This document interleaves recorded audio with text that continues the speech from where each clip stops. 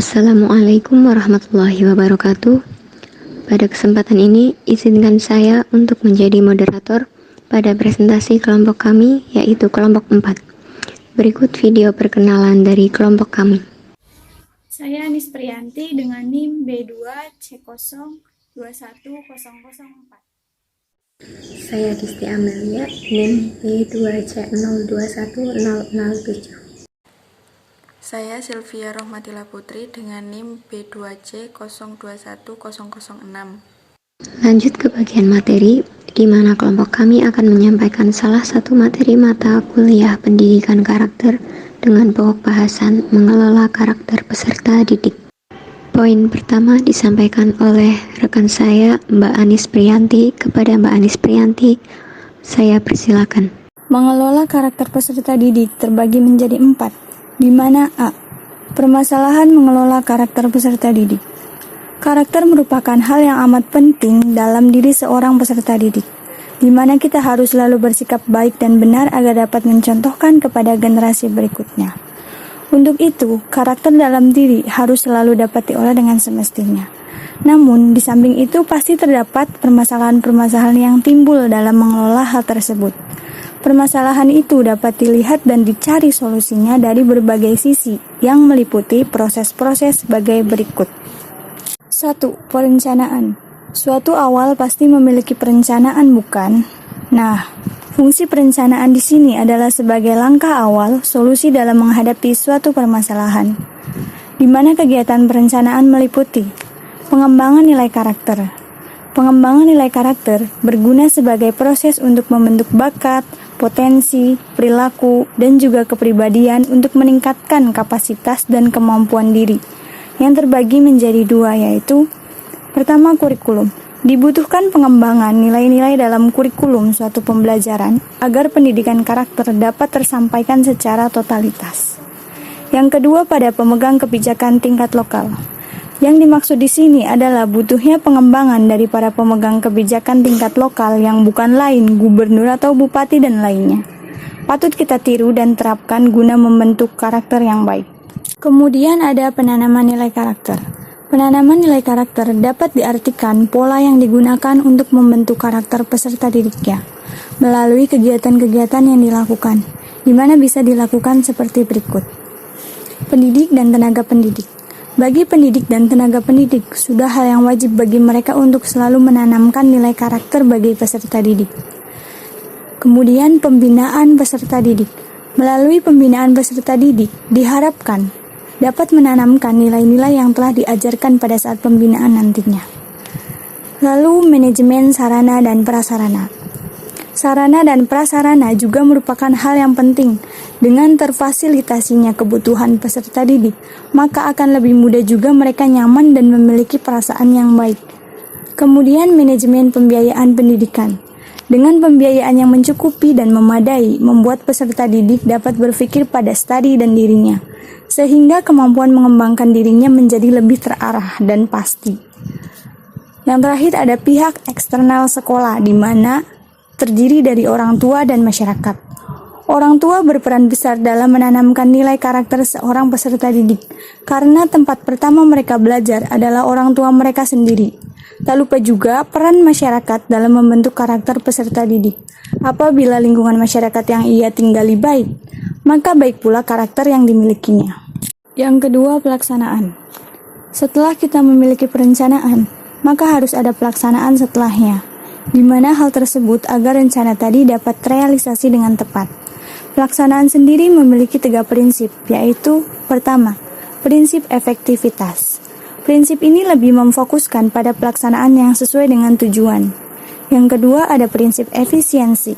Sama halnya dengan prinsip efektivitas, prinsip efisiensi akan mengacu pada tujuan, namun pada prinsip ini diusahakan dengan biaya yang minimal atau biaya tetap dengan hasil yang maksimal. Yang ketiga ada prinsip produktivitas. Berbeda dengan kedua prinsip tadi, prinsip ini mengkehendaki program serta hasil yang jelas dan dapat diukur secara kualitatif dan kuantitatif, namun tetap sesuai dengan tujuan. Yang ketiga, pengelolaan. Bagian ini diperlukan agar solusi dari permasalahan peserta didik dapat terlaksana dengan baik. Hal-hal yang harus diperhatikan antara lain: guru atau kiai sebagai leader. Sebagai orang tua kedua, guru memiliki peranan besar dalam membentuk suatu karakter peserta didiknya. Akankah setiap sikap dan tindakannya dapat ditiru serta diteladani atau tidak? Kemudian ada metode pembelajaran. Perlu diperhatikan dan dicermati apakah metode pembelajaran yang digunakan sudah tepat dalam memberikan pengajaran, serta dibutuhkan juga kemampuan dan keterampilan dalam menggunakan metode tersebut, pemilihan media pendukung, dan sebagainya. Lalu ada kondisi psikologis. Pendidikan karakter yang baik akan terbentuk jika tenaga pendidik memahami kondisi psikologis peserta didik, yang dimana tiap orang memiliki kebutuhan dan penanganan yang berbeda. Yang keempat ada pelaksanaan evaluasi. Setelah melewati semua rangkaian tadi, maka hal terakhir yang harus dilakukan adalah evaluasi, agar dapat memberikan masukan dan inovasi untuk perencanaan ke depannya. Ada dua cara pelaksanaan evaluasi, yaitu: pertama, kualitatif. Metode ini selalu menempatkan proses pelaksanaan sebagai fokus utama evaluasi. Hasil evaluasi ini berupa peringkat, misalnya baik, sangat baik, kurang, cukup, dan sebagainya. Yang kedua ada kuantitatif. Metode ini menekankan pada pengukuran objektif dan analisis data statistik atau numerik untuk memahami keluaran atau output dan hasil dari inisiatif seseorang. Data-data ini paling sering dikumpulkan melalui jajak pendapat, kuesioner, ataupun survei. Kemudian ada poin B, alur pendidikan karakter. Pengajaran pendidikan karakter bukan hanya sekedar penilaian jelas antara benar dan salah. Namun, dalam pengajaran ini dibentuk pula kebiasaan dan sikap kita dalam bertindak di kehidupan sehari-hari. Pendidikan karakter yang baik harus melibatkan A. Pengetahuan yang baik, moral knowing. Hal mendasar dalam semua pengajaran yaitu pengetahuan tenaga pendidik yang nantinya akan menjadi acuan bagi peserta didiknya. B. Perasaan yang baik, moral feeling. Sebagai tenaga pendidik yang baik, tentu dapat mengontrol perasaan agar tetap tenang dalam menghadapi peserta didik. Terlebih lagi, tidak semua peserta didik akan mengeluarkan respon yang positif. Poin selanjutnya dilanjutkan oleh rekan saya yang bernama Sylvia Rohmatila Putri. Kepada Mbak Sylvie, saya persilahkan. Baik, saya akan melanjutkan presentasi dari Mbak Anis. C. Perilaku yang baik atau moral action. Guru itu digugu dan dicontoh. Jadi sudah jelas perilaku dan tindakan kita diharapkan mencerminkan bagaimana seorang pendidik yang baik dan semestinya, yang mana harus dilakukan secara strategis yang melalui satu sosialisasi, yaitu memberikan informasi dan menjelaskan dengan seksama serta jelas agar peserta didik mampu mendapatkan inti dari apa yang kita sosialisasikan perihal pendidikan karakter ini. 2. Pemberdayaan, yaitu kegiatan di mana pendidik harus mendorong, memotivasi, dan membangkitkan kesadaran akan potensi yang dimiliki serta berupaya untuk mengembangkannya. Yang ketiga, pembudayaan. Ini adalah bagian proses mempelajari nilai dan norma dalam diri selama hidup, menanamkan karakter dan pribadi yang baik dalam diri. Dan yang terakhir, kerjasama. Sudah pasti kerjasama dibutuhkan antara pendidik dan peserta didik agar tujuan dapat dicapai dengan hasil yang memuaskan dan mencukupi. Kemudian dilanjut dengan keberhasilan pendidikan karakter. Cara penguatan pendidikan karakter yaitu 1. Komprehensif. Peneliti menyatakan bahwa kurikulum yang komprehensif yang dirancang untuk pertumbuhan anak, baik secara intelektual, spiritual, fisik maupun emosional, terbukti mendapatkan hasil yang memuaskan dan sangat sukses. Komprehensif sendiri artinya memiliki wawasan yang luas akan sesuatu dan melihatnya dari berbagai aspek, sehingga dapat memahami suatu permasalahan secara menyeluruh dan menyelesaikannya dengan baik. Yang kedua, sistematik. Seluruh komponen yang terlibat dalam pendidikan, baik pihak internal maupun eksternal sekolah, memiliki integritas moral yang tinggi untuk mengembangkan pendidikan karakter. Yang ketiga, kultur positif dan fasilitas yang memadai. Guru atau dosen dan peserta didik sadar akan pentingnya pendidikan karakter, sehingga berusaha untuk keunggulan akademik dan terlatih mengembangkan kesediaan menerima tanggung jawab untuk kesejahteraan semua umat manusia. Yang keempat, metode dan strategi. Keberhasilan pendidikan karakter dapat tercapai bila dilakukan melalui berbagai strategi pendekatan secara komprehensif. Peserta didik dapat melakukan pembiasaan nilai-nilai karakter bila ada landasan nilai yang jelas dan dapat diikuti. Yang kelima, aktor. Guru atau dosen dan peserta didik mengetahui dan memahami apa yang dimaksud dengan pendidikan karakter. Guru atau dosen memiliki keterampilan yang cukup guna mengekspresikan nilai-nilai pendidikan karakter. Kemudian, implementasi pendidikan karakter. Proses pendidikan karakter didasarkan pada totalitas psikologis yang mencakup seluruh potensi individu manusia, yaitu yang pertama, kognitif, segala hal yang berkaitan dengan aktivitas otak.